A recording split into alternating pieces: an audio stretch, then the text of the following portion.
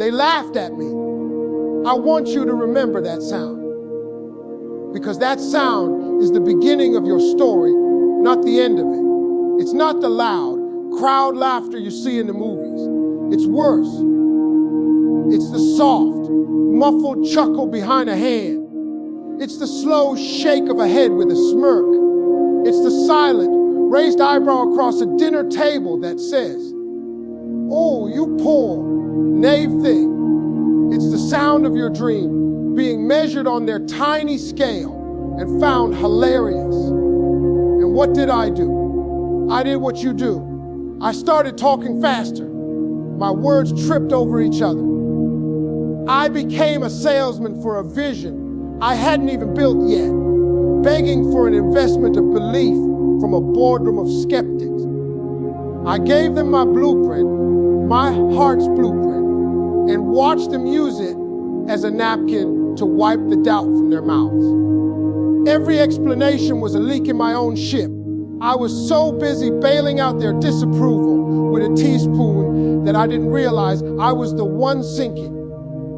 Until one Tuesday, an ordinary nothing Tuesday, I was in the middle of my well-rehearsed speech, my "let me help you understand" monologue, and I looked at my own reflection in the window behind them. I saw a man pleading, a man begging for permission to exist, and something in my spirit said, "No more," not out loud.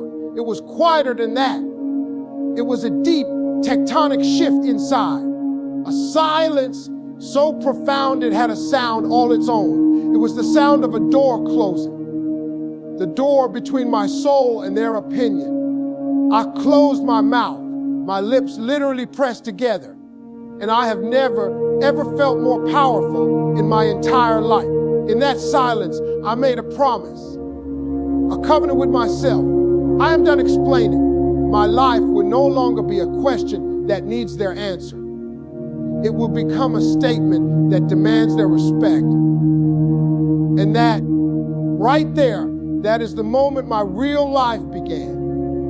Now, I need to talk to you about what comes after that moment. Because everybody wants the revelation, but nobody wants the grind. They want the fireworks, but they don't want to build the launch pad in the mud. After the talking stops, the loneliness begins. And this loneliness, it is a different creature. It's not the loneliness of being alone. You can be in a crowd and feel this. It's the loneliness of carrying a secret, a beautiful, terrifying, enormous secret. The secret of what you are becoming. You look at people laughing about ordinary things, complaining about ordinary problems, and you feel like a visitor from another planet. You have this universe inside you, expanding in the dark, and you have to act normal.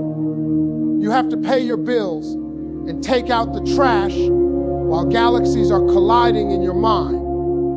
Let me be clear about that. Not in a fight, not with drama. They will just fade away like ghosts. The invitations dry up. The texts stop. You become the one who's always busy with that thing. And it hurts. Oh, it hurts. Because part of you, the old you, wants to run after them and say, "Wait, I'm still fun. Let me explain." But the new you, the one with the closed mouth, just watches them go. And you mourn. You mourn the loss of the person you were when you were with them. This is the first test, the test of belonging. Will you go back to the tribe for warmth, or will you stay in the wilderness to build your truth? The wilderness is cold, but the wilderness is honest. In the wilderness, you meet your real self, not the version you perform for the world, but the raw material. The scared child, the stubborn mule, the fierce warrior, the weary traveler, all of them living inside you. And you have to learn to feed the right ones. You will have what I call candlelight hours. The hours long after the world has gone to sleep. the 2M clarities, the 4M despairs. Your desk is an island in a sea of darkness, and the only light is from your screen or your lamp.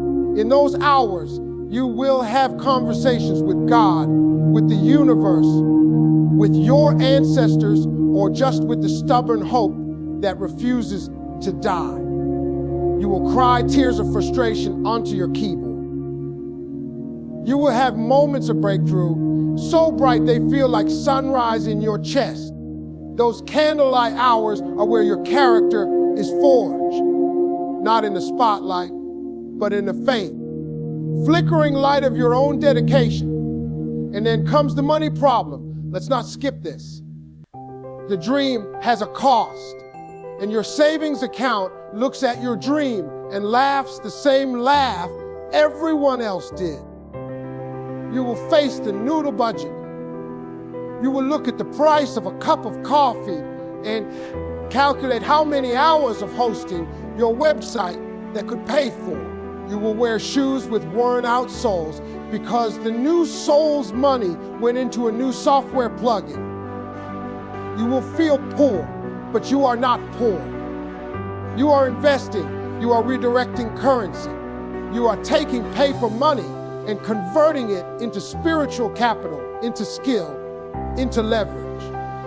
Every dollar you don't spend on a distraction is a dollar invested in your freedom. But the world doesn't see that. The world sees a struggling person, and they will offer you safe jobs, sensible choices.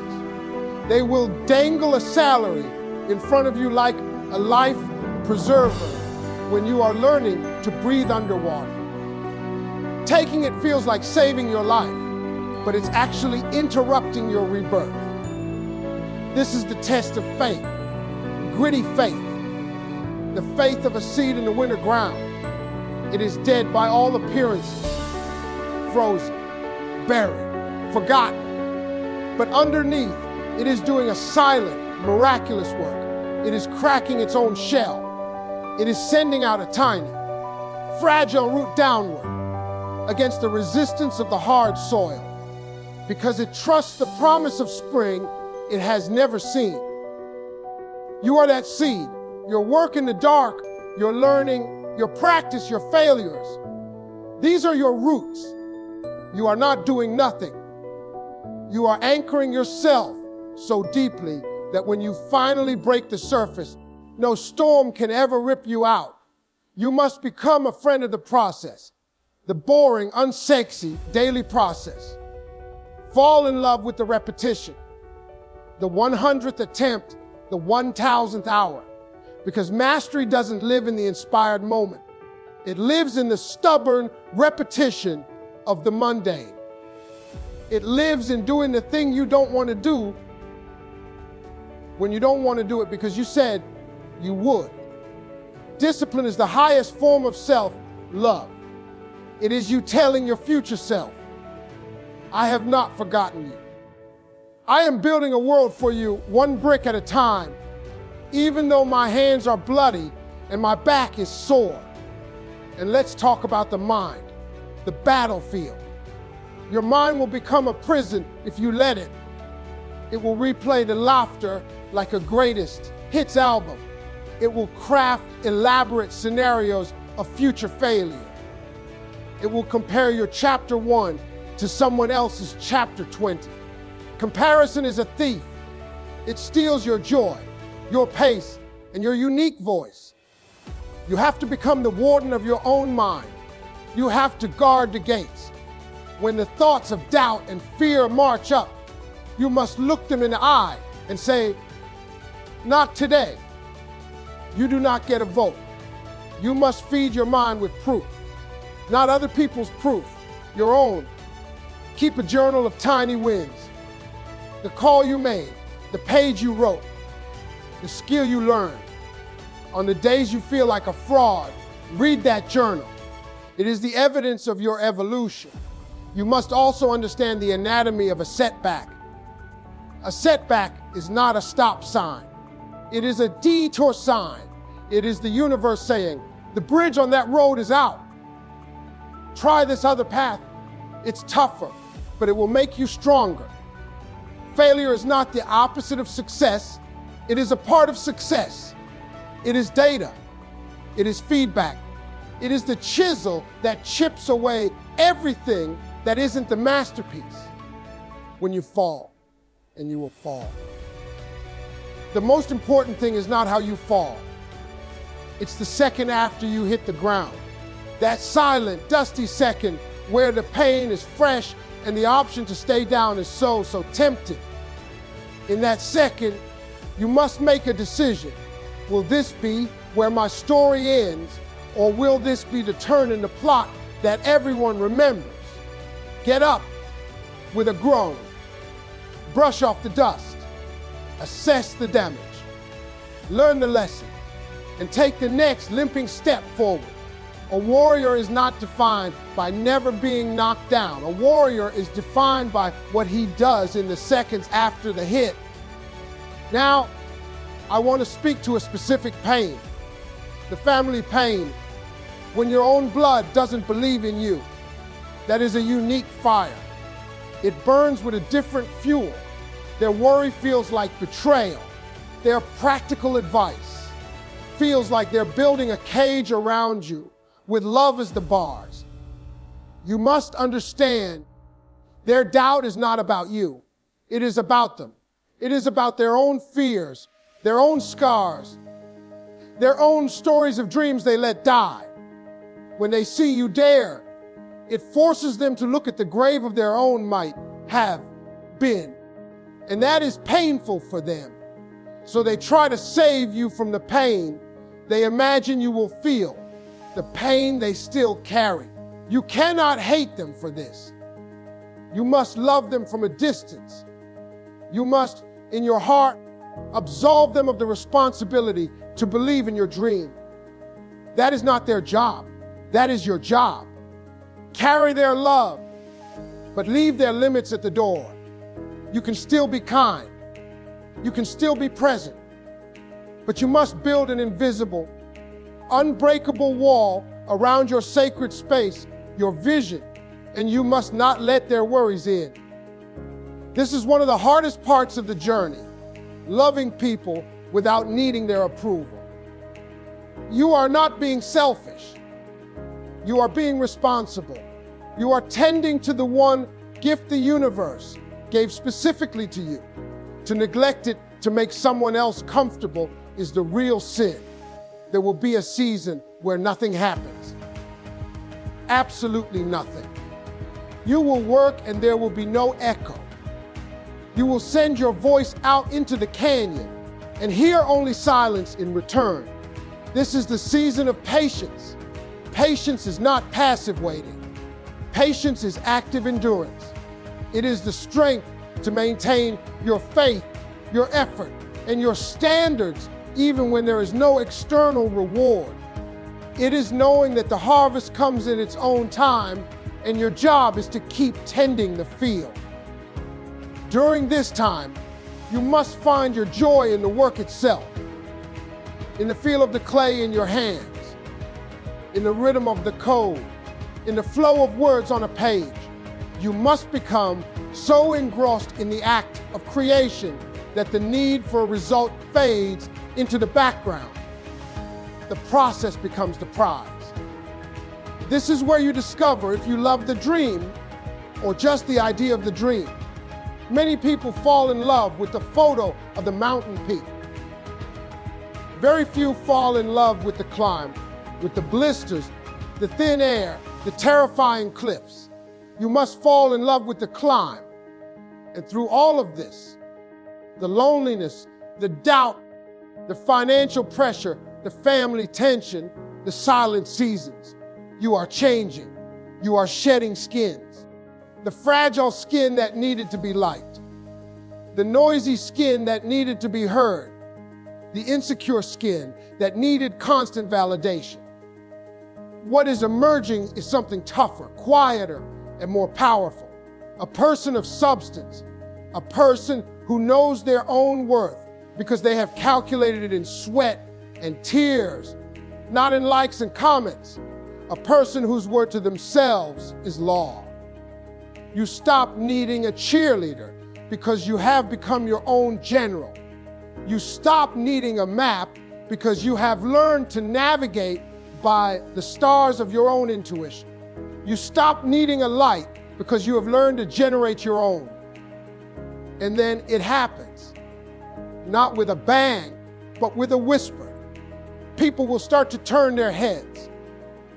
The same people who laughed will get a curious look in their eye. They will approach you cautiously. Hey, how are things with that project? They ask, trying to sound casual, and you will give a simple answer, a true answer. It's going. You won't elaborate. You won't overshare. You won't give them the satisfaction of the full story. You let the mystery linger. You let your calm confidence be the only clue, because you realize you no longer have the language to explain it to them. The journey has its own dialect, a language of scars and sunrises and silent victories that cannot be translated for someone who stayed on the shore you have been to sea. You have seen storms they can't imagine. You have seen colors in the sky that have no name. How could you possibly explain that to someone who has never left the harbor? So you smile, you nod, you move on. The hunger for their approval has been replaced by a deep, quiet respect for your own journey. The dream is no longer just a destination. It is the person you became on the way there. And you realize the greatest success was not the thing you built out there. It was the fortress you built in here, a fortress of self-belief that is now unshakable. So this is my charge to you, my mandate. If they laughed at you, thank them. They did you a favor. They handed you the knife that would cut the umbilical cord connecting you to their opinion. They set you free. Now be free. Stop the explanations. Seal your lips with the wax of your own resolve. Let your actions be your only voice. Go into your wilderness. Befriend the loneliness. It is your master sculptor. Embrace the struggle. It is your personal trainer. Keep faith with the process. It is your only true map. Build in silence. Let the world sleep while you work. Let them doubt while you develop. Let them forget you entirely. That is your strategic advantage. One day, you will step back from the monument of your life's work and you will understand the laughter, the doubt, the lonely nights, the tears. They weren't obstacles. They were the ingredients. You were not being blocked. You were being shaped. You were not being punished. You were being prepared. When you finally arrive at the place of your dreams, you will not look down on those who laughed. You will feel a strange gratitude, because their laughter was the friction that sparked the fire. Their doubt was the resistance that strengthened your muscles. You will have a power that can never be given, only earned. The power of self-creation. So from this moment forward, your life is not a topic for discussion. It is a statement under construction. Let them laugh. Let them talk. Let them underestimate you. You have a date with destiny, and it's waiting for you in the quiet room where your hands do the work your heart once only dreamed of. Go. Build your legacy. And let the echo of their laughter be the wind at your back, pushing you toward a horizon they will never see. It is already done. You just have to walk it out.